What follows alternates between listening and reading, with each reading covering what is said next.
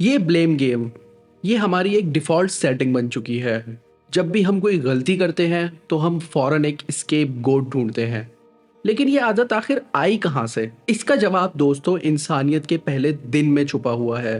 जब हज़रत आदम अलैहिस्सलाम से एक गलती हुई, एक तर्क अव्वल हुआ, तो इब्लीस ने उनके दिल में एक वसवसा डाला।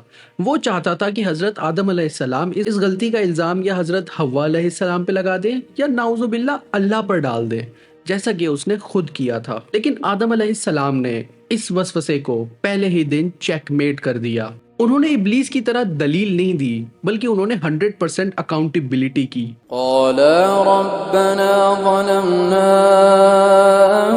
أنفسنا रब्बना ज़लमना अनफुसना, ए हमारे रब, हमने अपनी जानों पर जुल्म किया।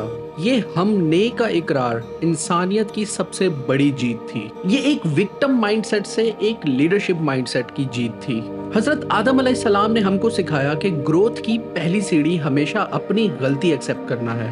तो अगली बार जब आपसे गलती हो तो अपने अंदर के इब्लीस जो एक्सक्यूजेस ढूंढ रहा हो उसे खामोश कराएं और अपने अंदर के आदम को जो अकाउंटेबिलिटी चाहता हो उसे आवाज दे।